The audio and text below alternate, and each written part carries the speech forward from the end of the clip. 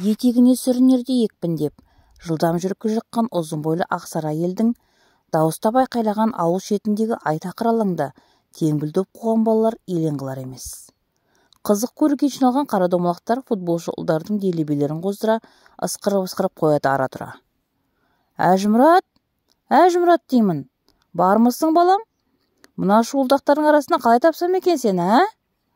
Аладоп аяғына тиген дөңгелек көз қара торы бала жолын кес-кестеген екі-үш қарсыласын шұғыл бұрылыс жасап алдап өтті де қақпашы тұрған орта тұсты дәлдей бірақ тепті. Гол! Ура! Алақай! Жарадың Әжімұрат! Жеңіс бізде! Барыс командасының ұлдары Әжімұратты кезек-кезек құшақтап, енді бірі қолын қыса құттықтап жатыр. Балалар дабырласып у-да-ду. Ойын аяқталды. Қаумалаған достарының арасынан әзер сытылып шыққан Әжімұрат арадай жерде келе жатқан анасының жаңа байқады. Үйде бір нәрсе болды ма екен? Апырмай, ә? Айқайлай ел жұрттан ұят болды өзі, деді шешесі ентігін басып. Не болды анашым? Әкең екеуміз қалаға жүрейік деп жатырмыз. Қайда асықтыңыздар? Әпкең қатты ауырып ауруханаға түсіпті. Қалаға баруға тура келіп тұр. Мал мен құстарға ие бол. Қойларды өзің бақпасаң болмас. Көзіңнен таса қылма. Саған сенгеннен кетіп барамыз. Алаңдамаңыздар. Бұрынғыдай керіліп созылып жатпай ерте тұрып, сиырлар мен тайыншаларды табынға қосады, тауық қазырға жем шашады. Шайын ішкен соң қойларды далаға шығарып алыстау ұзатып жаяды. Қой бағу кісіні жалықтыратын шаруа екен. Қой баққан адам ой бағады демекші, ананы мынаны ойлап, жан-жағына көз жіберіп отырды. Батыс жақтағы Горный селосына қарай созылып кең дала жатыр. Горный деп неге атаған? Бір таңданатыны бұл өңірде орыс шатаулардан аяқ асып жүре алмайсың. Дорофеевка, Викторовка, Заградовка, Николаевка, Корнеевка, Явленка, Антоновка, Ивангород деген елді мекендер көп-ақ. Осы Горныйдың іргесіндегі Жалғызтауды ел Жаман Сопқа атайды. Жалғызтау деген аттың несі ерсі, несі жаман? Ақау жігіт ері, дерсің мені, деп салған маң-маңгерге, ақан сері деп әуелете ән шырқаған таңдайына бұлбұл ұя салған әнші, сауықшы іні достарын ертіп сан мәрте өткен шығар осы арадан. Әжімұраттар Корнеевка селосына жазғытұрып қоныс аударған. Ана жылдары қой қоздап қорада шу болып жатқан елді мекенде қазір 30 шақты отбасы. Алдыңғы жыл 9 жылдық мектеп қысқарып бастауыш сыныптар қалған. Жоғарғы сыныпқа өткен 10 шақты бала көрші ауылға қатынап оқып жүр. Бір қызығы бұл жерде ұсақ мал ұстамайды екен. Түске дейін ауылда недәуір ұзап жайылған қойларды күн ысыған соң айдап әкеліп, шөлдері қанғанша суғарып, шарбақ қораға қамады да түс ауа далаға шығарып, андасында алыстан қарап қойып жүрген. Футболға барайық деген қылқылдап тұрғап алған жеңіске еріп стадионға келген Әжімұрат ойынға қызу кірісіп қойларына қарауды есінен шығарды. Біраздан соң есіне түсіп, сан соқты. Үкідей ұшып, қойлар жайылған жерге жетсе, ұшты күйлі жоқ. Жүгіре-жүгіре әбден шашады. Ауылдың маңын тегіс шарлады. Жота-жоталардың басына шығып, көзі жеткенше қарады. Жер жұтқандай жым-жылас. Аяқ астынан неге елпете қалдым? Өзіме де сол керек. Естияр санап сеніп еді атанам. Сондағы бағып қаққаным, қарағаным осы ма? Қолды болса не қылам? Әзірше полицияға хабарламай тұра тұрайын. Түніме дұрыс ұйықтай алмай таң алдына кірпігі әзерленді. Қалта телефон қоңырауын естіп атып тұрған. Сиырларды табынға қосып, тауық қаздарға жем шашып, шайын ішкен соң жоғалған қойларын қайдан табам деп уайымдап отырғанда, көрші ғалымжан қария табалдырға аттаған. Ассаламағалейкум балам. Уағалейкум ассалам ата. Жаңа Раздольное селосында тұратын күйеу балам телефон шалды. Василий деген орыс 30 шақты қойды қорасына қамап қойыпты. Дәуде болса сендердің малдарың. Рас па ата? Жақсы болды ғой. Кім біледі? Раздольное осы ауылдан қанша шақырым? Кемі 10-15 шығар. Онда қазір жүрем. Немен? Велосипедпен. Жол сайрап жатыр. Біреуді ертіп ал қасыңа, біріңе-бірің серік боласыңдар. Тал түс. Күн ыстық. Зеңгір ашық аспан шыныдай мөлдірейді. Велосипед мінген екі бала қара жолмен ызғытып келеді. Кенет Қуанышбектің велосипеді шабандап қалды. Тоқтап қараса алдыңғы дөңгелек жарылыпты. Қырсықты көрмейсің бе? Ашушаң Қуанышбек дөңгелекті бір тепті. Темірдің еш жазығы жоқ. Мұның не, деді Ажымұрат. Насос алуды ұмытып кетіппіз. Дөңгек жарылады деп кім ойлаған? Не істейміз енді? Бір жөні болар. Бас қатырғаннан бірдеңе өзгереме. Менің велосипедіммен керек заттарды үйден алып келейік. Қанша ұзап кеткенімізді білесің бе? Қозы көшіп жүр. Одан да алыс сияқты. Солай ма? Қашық екен. Бағанадан неге шықтым деп өкініп келе жатқан Қуанышбек сылтау табылып үйге қайтудың орайы келгеніне қуанды. Мен үйге барайын, айып етпе. Өзің біл. Жалғыз жүруге қорқасың ба? Неден қорқам? Раздольный мына тұрған жер. Сені де дос деп қысыл таяң шақта тастап кеттің. Қуанышбектің қылығы біртүрлі ерсі көрінді. Екеуі бір велосипедке мінгесіп баруға болар еді. Сыныптас достығы болмаса, оны аса жақсы білмейді екен. Шын дос адал болмаушы ма еді? Бұлардың үйіне жиі келгіштеп ананы мынаны сұрайтын, сұғанақтығын ұнатпайтын. Алған заттарын ұмыттырып кететіні бар еді. Бұл жолғысы тіпті дұрыс емес. Кімде кемшілік болмайды? Кім қателеспейді? Сәл нәрсеге ренжіп, ұсақ түйекті жіпке тізе бермейін. Қатты жүргендіктен ентігіп терлей бастады. Биіктеу төбе үстіне шыққанда шағын ауыл көрінді. Кезінде үлкен елді мекен болғанға ұқсайды. Көп үйлер бұзылған, кірпіштер мен топырақ үйіндісі ғана жатыр. Ауыл шетіндегі үйге бұрылды. 5-6 сиыр мен 20 шақты қой бағып, бір адам жүр әріректе. Үй жақтан абалап төбетейді шықты. Тұрқы ірі болғанымен қабаған емес сияқты. Әупілдеп аз үрді де, бала екен ғой деп, місі тұтпады ма бұрылып кетті. Есік алдында отырған кәрияға дауыстап сәлем берді. Сәлемші болсан кел. Үстіне тон, аяғына етік киген қара бұжыр үлкен кісі басына аяғына дейін тінте қарады. Жол болсын балам. Раздольныйға бара жатырмын. Үйге кіріп сусын іш. Рахмет. Алғысынды артынан айтарсың. Таяққа сүйенген қария үш ұмтылып орнан әзер тұрды. Аяғым үйіп қалыпты. Өстіп бастырмай қалатыны бар. Әжімұрат кесе толы бидай көжені басына бірақ төңкерді. Тағыш, деді қария. Болдым ата. Қандай шаруамен жүрсің? Қойларың жоғалып, Раздольный селосында бір кісі тауып алған сияқты. Жоғалттың дейсің бе? Баламай, қойың табылар. Табылады. Жоғалттың дейсің, а? Жоғалтқаны көп қазақтың. Балаларыңыз қайда? 2 қызым тұрмыста. Ұлым да үйлі баранды. Балам әр келген сайын көшіріп әкетем дейді. Бәрі қалалық. Ал немере шөберлеріміз көгеннен босаған қозыдай жамырап, жашқа осында ағылады. Ол кезде біздің үйде күнде той, күнде мереке. Ай-хой, кемпір екеуміз бір жырғаймыз. Көшіп кетсе қайда барады олар? Туған жердің ауасын жұтсын, топырағына аунасын жаман немелер. Ауыл алтын бесік. Ауыл қазақтың жүрегі. Өз басым еш қайда көшпеймін. Баламай, біз не көрмедік. Жоқшылықты да, тоқшылықты да бастан өткердік. Бейнеті көп болғанымен адал ғұмыр кештік. Аллаға шүкір. Жасы нешеде балам? 15-темін. Ат жалын татар азамат екенсің. Жөн. Данышпан қазақ атамыз адал адамның аты арып, тоны тозбайды деген. Тыңдасаң бір әңгіме айтайын. Айтыңыз. Бұл ертеректе мұсылман жамағатының қасиетті шаһары Меккеде болған оқиға деп бастады қария хикаясын. Бір үйдің 3 қызы мен кәрі анасы болады. Олар тақырге тұрса да, сол тіршіліктеріне мойынсынған екен. Жылдағыдай қасиетті Рамазан айының келуін Меккедегілер қуана қарсы алады. Кешкі ауыз ашар кезінде мәре-сәре болып, бас қосып, қарындар тойып, Аллаға мадақ айтып жатады. Қара су мен қара нанды талғажау еткен кедей отбасы жопылы тірліктеріне ылашсыз көнген момын жандар еді. Бір күні әйелі отағасына: сен қандай адамсың? Еш әрекетсіз жата бересің бе? Қалаға шығып бірдеңе тауып келсеңші. Біз ғой мейлі шыдармыз. Ана кейуана анамызға обал. Ыстық ас ішпесе өліп қалады ғой жазған, деді кейіп.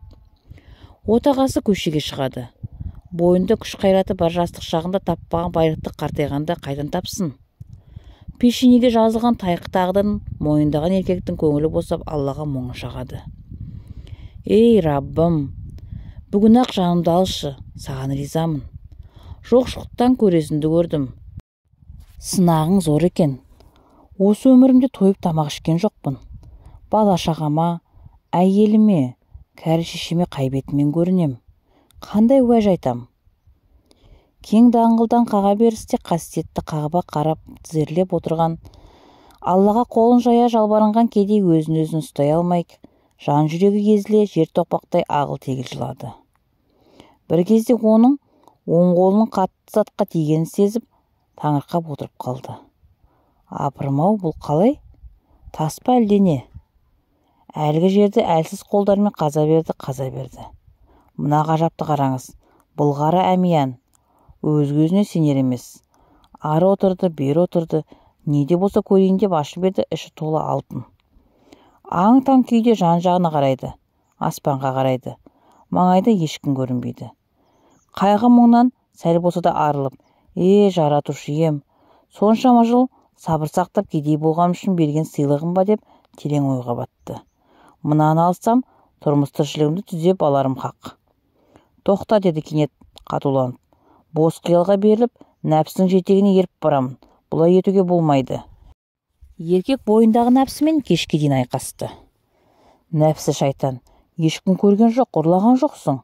Олай болса қойның әмиян тықта үйіңе зұт десе, ар ұятты харам жолға бастырар емес. Біреудің ала жібін аттамаған, ғайбат сөз айтпаған, тілімен де, ісімен де, жан адамға жамандық жасамаған кедейдің зәресі ұшып, жүрегі дүрсілдей соқты. Қылмыс жасаған кісіден бетер бойын қорқыныш биледі. Әрекетсіз отыруға болмайды.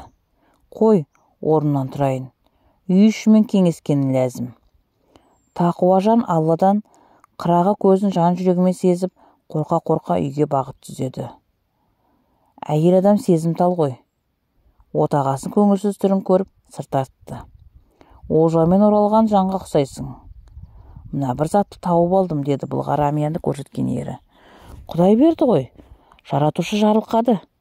Біздің ашқұрсақ жүрегімізді, кедей тіршілігімізді көріп, нәсіп еткен ғой, деді әйелі жүрегі жарылардай шаттанып. Бұл алтын толы әмиян, бірақ біздік емес. Тауып алдың ба? Я. Ендеше не тұрыс, аш әмиянды. Біз қасиетті Меккенің тұрғынымыз. Бұл шаһарда тауып алған затты пайдалану күнә. Мұндай дәулетті Алла әркімге бермейді. Басқа біреу емес, сенің тауып алғанын қарашы. Саған бұйырып тұр. Солай деп қабылдайық. Қыздарымыз да бой жетті, оларды ұзатамыз. Жасау жабдығын береміз, үйімізді жөндейміз. Берген ақылың осы ма? Енді қайтейін, қартайғанда қол жеткен олжамыз болған соң. Мен бұл затты есіне апарып берем. Тым болмаса алтыннан біраз алайық. Есіне қайтарсаң сүйінші орнына тиесілі нәбақаңды берер. Болмайды, деді отағасы. Ертеңіне еркек қалаға шықса, орталық алаңда мінбер үстінде тұрған ер адам. О, халайық, құлақ түріңдер. Алтын толы әмиянымды жоғалды. Іздеп таба алмадым. Ал Мекке халқына жоғалған затты алу қылмыспен пара-пар. Бұлайша айтқанда харам. Бәрін Алла көріп тұр. Әмиян тапқан болсаңдар қайтарыңдар. Кедей еркек тыңдап тұрды да іздеушіге. Алтынды тапқан адам қайтарып берсе сүйінші бересің бе, деді. Жоқ, ештеңе бермеймін, ол менің ақшам. Кедей айран асыр. Табылған алтыннан бір тиын да бермейсің бе? Бермеймін, өйткені ол сендерге харам. Кедей үнсіз қалды. Алтын иесі сараң кісі екен, бірақ оның айтқаны жөн шығар деп үйіне келді. Не болды, деді есік көзінде күйеуі қарсы алған әйелі. Сүйіншіге бір тиын да бермейді дейді. Ашу үстінде айтқан сөзі ғой, ертең қайра барсаң сабасына түседі. Ертеңіне еркек алаңға келсе, әмиян иесі кеңірдегін жырта қатты айқайға басып тұр. Сен қызық адам екенсің, деді кедей дауыстап. Сүйіншіге ештеңе бермесең, әмияңды ешкім қайтармайды ғой. Айтқаным айтқан, бір тиын да бермеймін. Көпшілік тараған соң, кедей алтын иесін ертіп үйіне келді. Жоқ іздеуші әмиянын көріп, қуанғаннан тарпа бас салды. О, бұл мен жоғалтқан әмияным, деп бір ауыз алғыс айтпастан үйден шығып жүре берді. Ері зайыптар аң-таң күйде қала берді. Арада 2-3 сағат өткен соң сыртқы есік қағылды. Барып ашса манағы кісі. Алтын иесі келіп тұр, деді жұбайы күйеуіне. Солай ма? Бұл хикмет. Соңында қайыр бар, қазір көресің, деді еркек байсалды қалпын өзгертпей. Әмиян иесі рұқсат сұрап үйге келді. Түгел ме екен, деді кедей. Бәрі орнында, деді ол.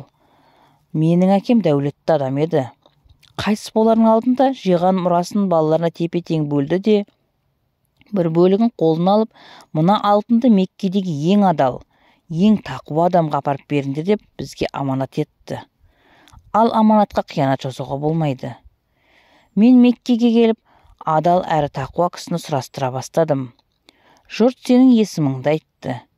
Сендей тақуа, сендей жан, әлемі таза адам жоқ екен бұл шаһарда. Сондықтан мына алтын саған тиесілі. Отағасы мен әйелінің естері шықты. Көп ұзамай Меккенің әкімі әлгі кедейдің 3 қызына құда түсті. Оның да 3 ұлы ержетіп отыр екен. Сол 3 қыздан тараған ұрпақ өсіп өнген бір қауым жұрт болған деседі. Міне, көрдің бе, адалдық Алланың разылығына апарар өте жол. Екі дүниенің бақыты екен. Ой, бұ баламай, әңгіме айтып жолынан қалдырдым ба? Кетпек болсаң зымыра деген, жолың болсын. Әжімұрат Раздорное селосына жеткен соң Ғалымжан атаның күйеу баласының үйін сұрастыра жүріп жылдам тапты. Қойларымды түстеп танитын шығарсың. Ғалымжан атаның күйеу баласы Әжімұратты баласынбай іштарта сөйлеп келеді. Бәрін болмаса да 10 шақтысын түрінен білем. Қаланың тіке бақайында емес, ауыл балаларына малсақ қой. Жалғыз өзің сонау жерден келгеніңе өзі ерлік емес пе? Көк көз орыс әйел есік алдында жоқты. Бұлардың бұйымтайыны. 33 бас қой келгені рас. Шалым иесі табылар, іздеп келер деп қамап қойған, деді шынын айтып. Отағасы қайда? Көршіге кетіп еді, өзінде көрінді, әне келе жатыр. Василий Мәншайға қаныққан соң қойлар тұрған қораға ертіп келді. 31 бас, деді қораға тақағанды. 33 болатын. Кім айтты саған? Артық кемі жоқ, 31 бас. Өздерің алғыс айтудың орнына дауысы кеткендерің қалай, Айып етпеңіз. Айтуын айтып қалса да Әжімұрат ұялды. Түсінбедім деп ойлады ол. Әйелі 33 бас дейді, күйеуі 31 бас дейді. Сонда кімдікі дұрыс? Қызық екен. Жә, табылғанына тәуба. Кешеден бері қамауда тұрған қойлар бастарын жерден көтермей қадала жабысып жүрер емес. Жайылсыншы деп ақырын айтып келе жатқан баланың ашуы келді. Тездесе жүрмесе таң ата зорға жетер. Тамақ іздеп дала кезген түз тағыларына жолығар. Не деп болады? Қамшысын сілтідей тақсыра айдап ауылға маңына түзеді. Біраз жер артта қалды. Көз байланды. Малдың пысқырғаны, сырт-сырт еткен тұяқ дыбысы ғана естіледі. Түн салқындады. Тау бөктеріндегі селдірлеу өскен шоқ-шоқ талдар қараңдап үрей шақырады. Бейне салт атты кісілер келе жатқандай. Кенет сол қапталдан қараң-құраң көлеңкелер көлбеңдеді. Бұл кім ей? Деді дауыстап. Бұл кім ей? Жүрегі зу етті. Белгісіз сұлбар тақай түсті. Қойлар дүр-дүр ете үркіп, іле оқтаудай жұмырланып алды. Баланың одан сайын үрейі ұшты. Қасқыр болса Айшайға қарамай бірден шабуылға көшермеді. Мына мақұлықтар не сонда? Өйт, өйт! Дауысы қарлыққан шайқайлап, қолындағы қамшысын оңды-солды сілтейді. Әлде қайдан қырғауыл шақырғандай. Жақын маңнан шәуілдеп ит үргендей. Мәссаған, қайдан жүр бұл иттер? Жоқ, итке ұқсамайды. Өздері бірнешеу. Еңкие үңілді. Шұбалған құйрығынан ажыратты. Түркілер ғой. Апырмай, малға шабушы ма еді бұларда? Әйт, кері қайт. Ақтөс, қайдасың? Кә. Аузына көрші үйдің иті Ақтөс түсе кеткені. Суға кеткен тал қармайды дейді. Иттің атын атап қыр көрсеткені ме? Жаны мұрнының ұшына келді. Қойлар аса үрікпей, жұптары жазылмай тартып барады. Әжімұрат еңкейіп жерден тас іздеді. Қолына түскен лақтырып жатыр. Біреуінің тұмсығына тиді ме, шәу-шәу еткен үн естілді. Аздан соң түркілер ештеңе өнбесін біліп қалып қойды. Дөңгеленіп айтуды. Айнала төңірек айқындала бастады. Бала шаршаған сезді. Жобалауынша шамал жер қалған сияқты. Шыдау керек. Күн көбесі сөгілген кезде ауыл шамдары көрінді. Жемжеп дағдыланған қойлар жүрістерін ширатты. Үйге жақындағандарын сезіп шапқылай жөнелді. Майда қоңыр желесіп, шығыс жақ бозамық тартты. Әр жерден ауыл иттерінің марғау, еріне үрген үндері естілді. Әр дыбысқа елеңдеп, құс ұйқылы жатса керек, әке-шешесі тыстан тысы естілгенде үйден атып шықты. «Амансың ба, ботам?» деді қуанып, үшеулеп жүріп қойларды қораға қамады. Әжімұрат тамақ ішті де шешініп жатып қалды. Анасы түске таман қараса, қалың ұйқыда екен.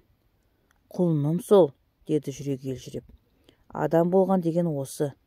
Сілесі қата әбден шаршапты.